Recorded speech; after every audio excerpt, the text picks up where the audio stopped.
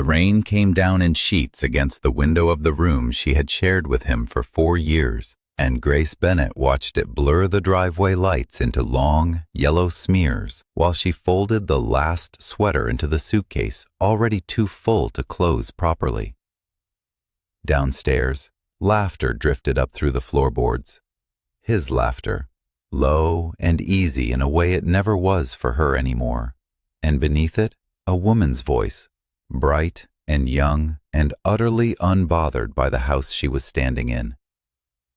Grace had heard the car pull in 20 minutes earlier. She had watched from the upstairs window as Marco Genovese walked around to open the passenger door for a woman who could not have been older than 23, a woman with the kind of narrow waist and easy confidence that made Grace's chest go tight with something she refused to call jealousy, because jealousy implied she still expected anything from him. She had watched him rest his hand at the small of the woman's back as they climbed the front steps of the house Grace had chosen the drapes for, the house where she had learned to stop asking where he'd been. She zipped the suitcase, and it fought her the whole way, and she thought, distantly, that even her belongings had become too much for the life she'd been living. The house had a back staircase, narrow and mostly forgotten, built for staff generations ago, and Grace used it now, hauling the suitcase down each step with her hip absorbing most of the impact. Rain hammered the side door as she pushed it open, and the cold hit her like an accusation. She had not brought a coat. She had not thought that far ahead. She had only thought as far as out. She made it to her car, an old sedan Marco had never bothered replacing because he considered it beneath the family's image, and she sat behind the wheel with rain soaking through her blouse and mascara running in cold lines down her face, and she did not cry the way she expected to. She felt, instead, strangely clear. 4 years of small erasures, of standing beside him at galas while his associates' eyes slid past her to whatever thinner, younger woman happened to be nearby, of listening to him praise other men's wives while he complimented nothing about her at all anymore, had built to this single, soaked moment in a car in his driveway. She turned the key. The engine caught. She drove. She did not know yet where she was going. She only knew she was not staying to watch him carry that girl's coat inside like it mattered more than anything he had ever done for her. Grace had married Marco Genovese at 24, 3 years into a career nobody in his world had ever taken seriously. She restored antique books, a trade she'd learned from an elderly bookbinder in the city who'd seen something in her patient hands that no one else had bothered to notice. She had met Marco at an estate sale, both of them bidding on the same water-damaged first edition, and he had let her win it, and she had thought, foolishly, that the gesture meant something about the kind of man he was. For the first year he had seemed genuinely fascinated by her work, had asked real questions about tannin stains and leather rebinding, had sat in her workshop for hours watching her hands move across a spine like the process itself was worth his attention. Somewhere after the wedding, the fascination curdled into something closer to embarrassment. She heard him once, at a dinner she wasn't supposed to overhear, describe her work to a business associate as her little hobby, and something in her had gone quiet and cold that she never quite recovered from. She drove 3 hours that night, rain the whole way, until she reached the small coastal town where her aunt kept a house that had sat mostly empty since her uncle's death 2 years before. Aunt Ruth answered the door in a robe, took one look at Grace standing soaked on the porch with a suitcase that wouldn't close, and simply stepped aside to let her in without a single question that night. The questions came later, over tea, when Grace finally stopped shaking enough to hold the cup steady. "I saw him with someone else," Grace said, "in our own driveway, like I wasn't even worth hiding it from anymore." Ruth's mouth thinned. "Then you did the right thing leaving." She reached across the table and covered Grace's hand with her own. You've always undervalued yourself around that man, Grace. I watched you do it for 4 years. Grace didn't argue. She was too tired to argue, and some part of her had known Ruth was right long before that rainy driveway confirmed it. She stayed in the coastal town for 6 weeks, working out of a small back room Ruth cleared for her, repairing a stack of water-damaged ledgers a local historical society had brought her after word spread that a real restorer had moved into town. The work steadied her the way it always had, hands busy while her mind slowly stopped replaying the sight of Marco's palm against that girl's back. She did not call him. He did not call her either, not for the first 2 weeks, and the silence told her everything about how little her absence had actually disturbed his life. Then, in the 7th week, a car she recognized pulled up outside Ruth's house, black and long and entirely wrong for the narrow coastal street, and Marco Genovese stepped out of it wearing a dark wool coat against the wind, looking like a man who had driven 3 hours without once considering that he might not be welcome. Grace watched him from the workshop window, her hands going still over a book she'd been rebinding, and felt something in her chest that was not quite hope and not quite dread, but some uncomfortable cousin of both. "You have some nerve," Ruth said, arms crossed, blocking the front door before Marco reached the porch steps. "I need to speak with my wife," Marco said, and his voice carried the particular flatness of a man unaccustomed to being denied anything. "She left you," Ruth said. "That usually means she doesn't want visitors." Grace came to the door herself before it could escalate further, and Marco's eyes found hers over Ruth's shoulder, and for one unguarded second, something crossed his face that looked almost like the man she'd married before the world had reshaped him into someone harder. "5 minutes," Grace said to Ruth, and Ruth stepped aside with obvious reluctance, though she didn't go far, hovering in the hallway with the specific vigilance of a woman who trusted nothing about the man on her porch. They sat on the back steps because Grace refused to bring him inside, the ocean wind cutting between them, and for a long moment Marco said nothing at all, studying his own hands like they might contain the words he'd driven 3 hours to find. "That woman," he said finally, "means nothing.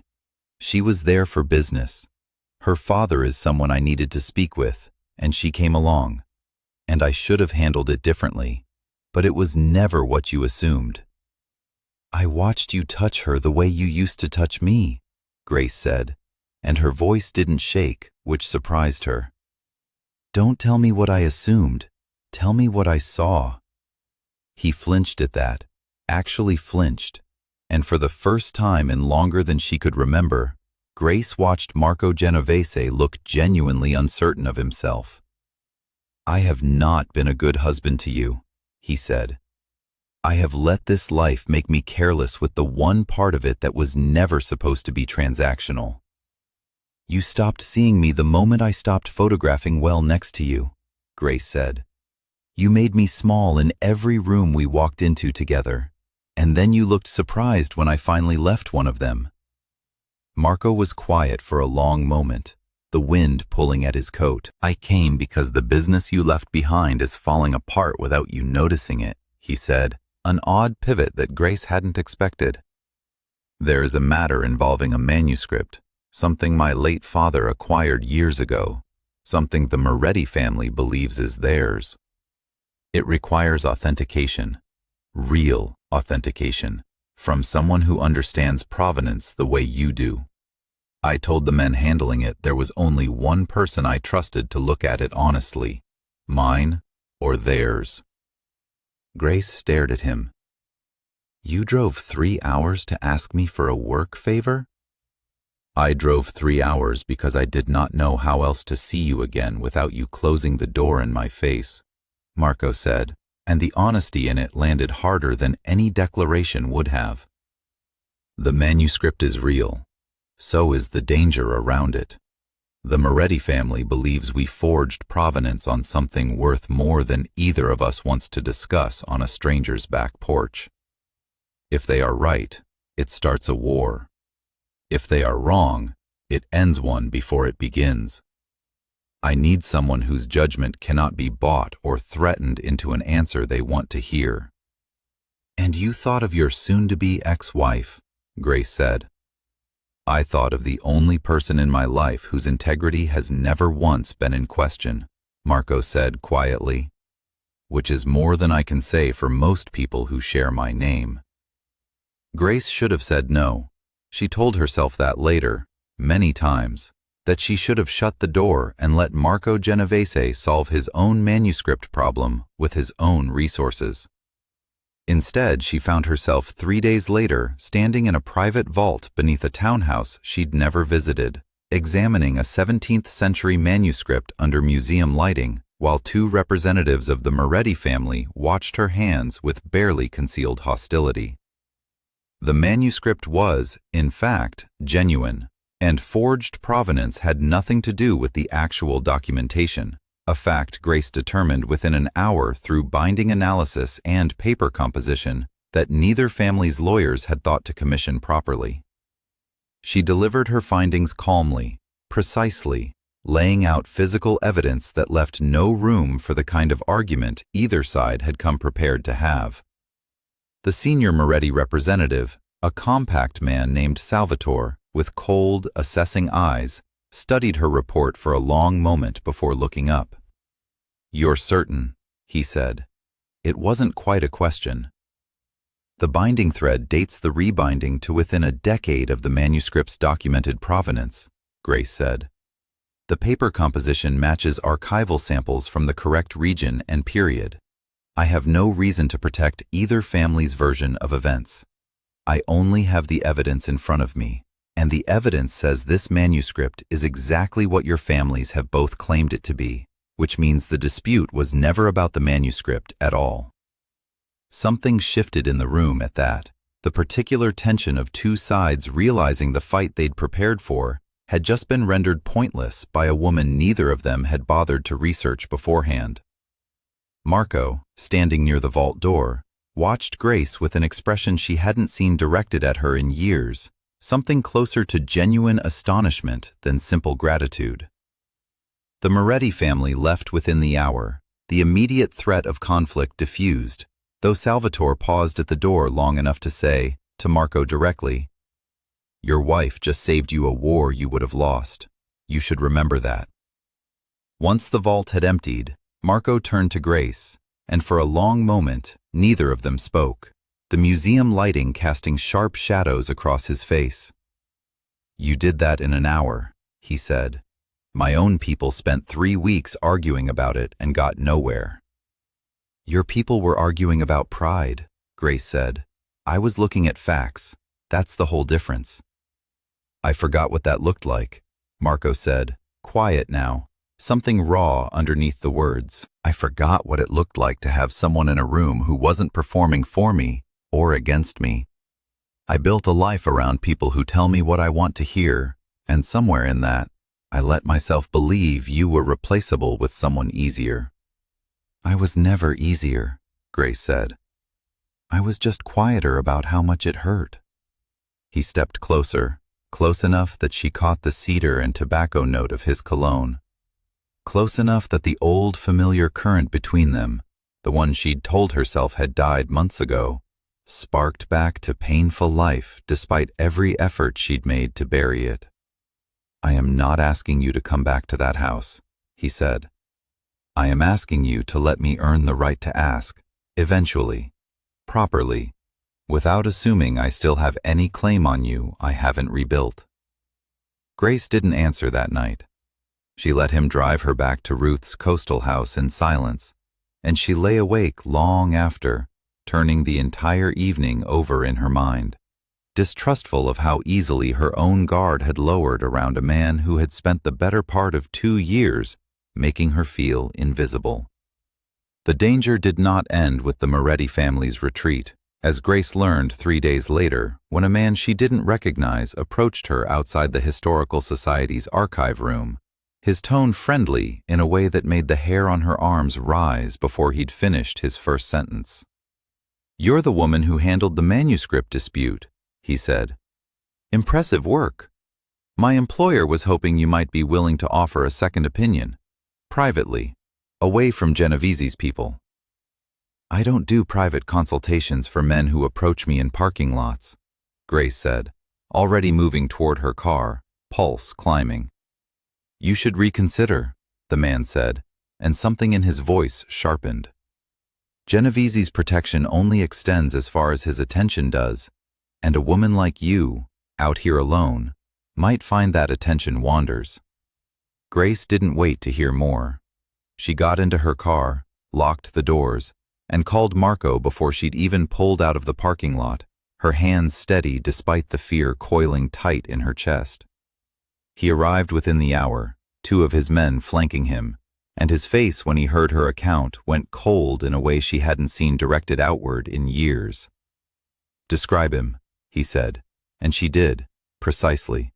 The kind of detail that came naturally to someone trained to notice provenance and inconsistency. "That's one of Salvatore's men," Marco said, jaw tight. "He's testing whether I still consider you mine to protect, whether leaving my house meant leaving my protection as well." "I'm not yours to protect," Grace said. "I'm someone who did honest work and now apparently has a target on her back for it." "You're both," Marco said, quiet and absolute, "whether either of us has settled that yet or not." The following days blurred together in a strange, charged rhythm. Marco's men a visible presence now outside Ruth's house, Marco himself appearing more often than his business should have allowed, sitting across from Grace at Ruth's kitchen table while she worked, watching her hands move across old leather with an attention that had nothing to do with authentication anymore.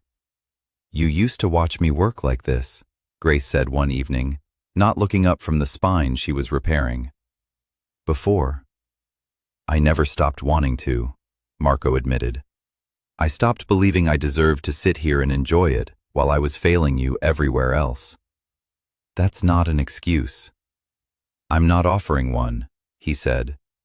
"I'm telling you the truth, which is smaller and less flattering than an excuse, and probably more useful to you." Grace set down her tools and looked at him fully then, really looked, at the tired lines around his eyes she hadn't noticed before, at the way his hands, always so controlled in every other context, seemed almost uncertain now, resting on Ruth's kitchen table like he didn't know what to do with them in her presence. "The girl in the driveway," she said. "Tell me the truth about her. All of it. Not the version that makes you look better." "Her name is Isabella. Her father is a supplier I needed leverage with, and bringing her to dinner was a calculated move. The kind I make a dozen times a year without thinking twice about the cost to anyone standing near me when I make it," Marco said. "I have not touched her. I have not wanted to touch anyone since the day you left that driveway, which is a fact I did not expect and did not entirely know what to do with." Grace absorbed that in silence, weighing it against 4 years of accumulated evidence that Marco Genovese used people as instruments first and considered their feelings only after the fact, if at all. "That's the problem," she said finally. "Not whether you touched her. Whether you ever once considered what watching you walk her into our home would do to me before you did it." "No," Marco admitted. "I didn't. That is the truest thing I have said to you in longer than I want to admit." The confrontation with Salvatore's faction came on a night thick with fog rolling in off the water, when the man from the parking lot returned, this time with 2 others, cornering Grace as she left the archive building alone. Marco's men delayed by a diversion orchestrated 3 streets away that none of them had anticipated. Grace's pulse spiked, every instinct screaming to run. But running across an unfamiliar dark lot toward a locked car felt like exactly the mistake they were counting on her to make. Instead, she turned, planted her feet, and spoke directly into the fog with a steadiness she pulled from somewhere she hadn't known existed in her until that exact moment. "Salvatore sent you to rattle me," she said. "He knows I already proved his family's claim was worthless. This isn't strategy. This is a man too proud to admit a woman outmaneuvered his lawyers in an hour." The lead man's expression flickered, uncertain footing beneath bravado. "You should be more careful who you embarrass." "I didn't embarrass him," Grace said. "The evidence did. If you touch me, you're not proving him right. You're proving every accusation of forged provenance was actually true, and that his family panicked the moment an honest examination found them out. Is that really the story you want circulating?" It was a bluff built on nothing but her understanding of how these men measured reputation, but it landed exactly where she'd aimed it, doubt spreading visibly across the lead man's face at the idea that harming her might read as confirmation of guilt rather than intimidation.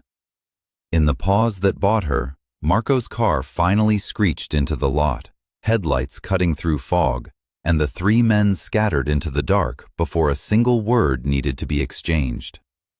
Marco was out of the car before it fully stopped, crossing the distance to her in a handful of strides, his hands finding her shoulders, his eyes searching her face for injury with a barely controlled urgency that told her more than any speech could have. "I should never have let you out of sight," he said, voice rough. "I handled it," Grace said, and meant it, adrenaline still hammering through her, but pride threading through the fear as well. "I talked my way out of it before you even arrived." Something in Marco's expression cracked open at that, unguarded in a way she hadn't seen from him in years. "You should not have had to," he said. "I have spent my whole life believing strength meant never needing anyone. Watching you stand alone in that fog and win anyway, I do not know how to hold both truths at once.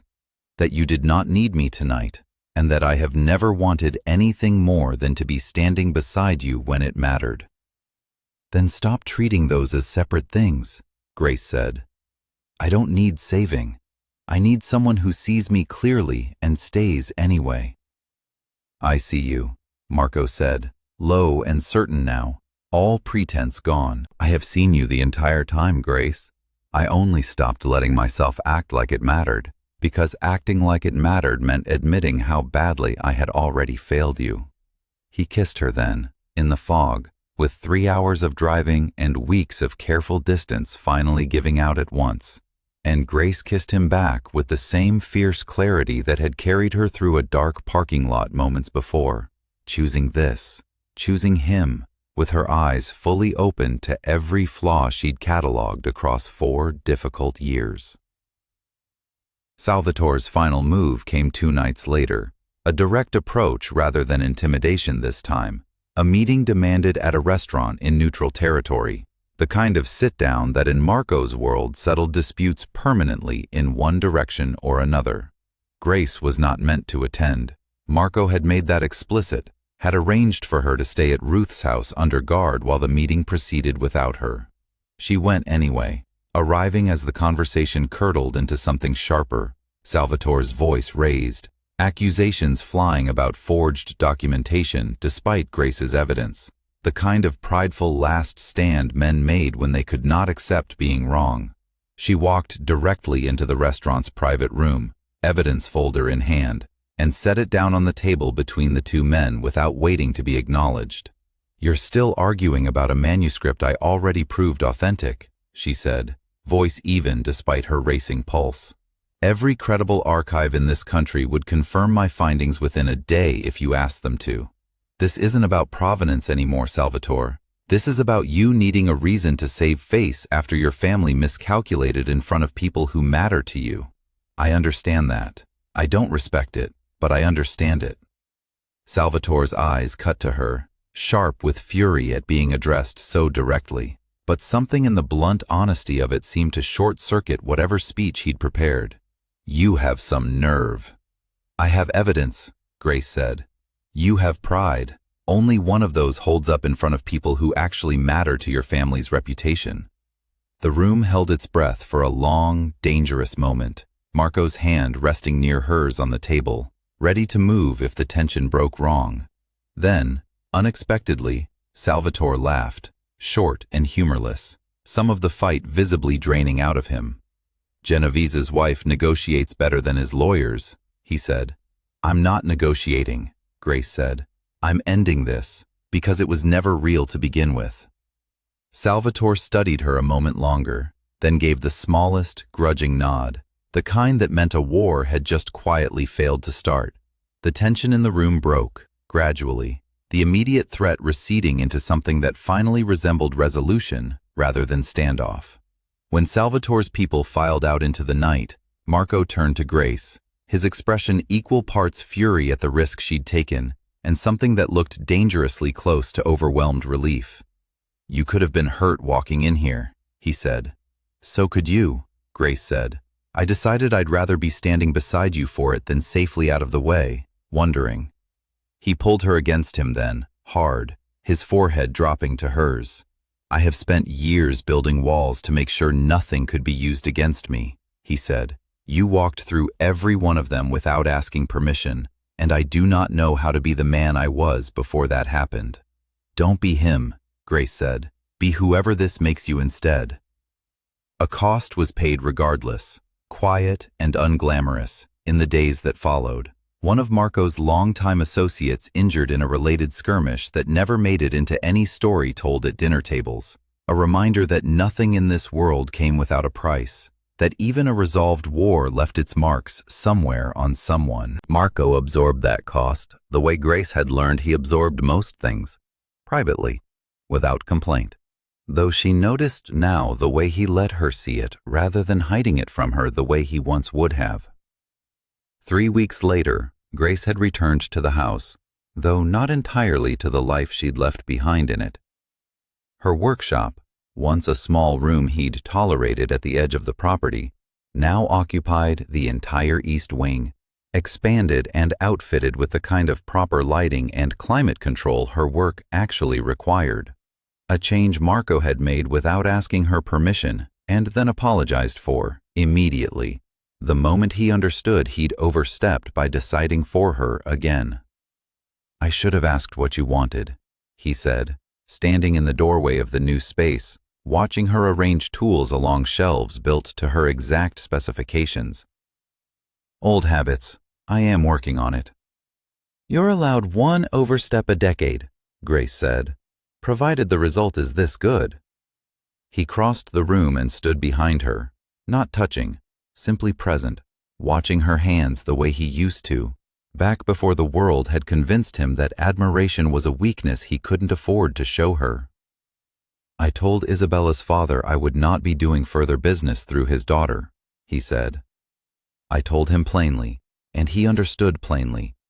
There will be no repeat of that driveway." "Good," Grace said.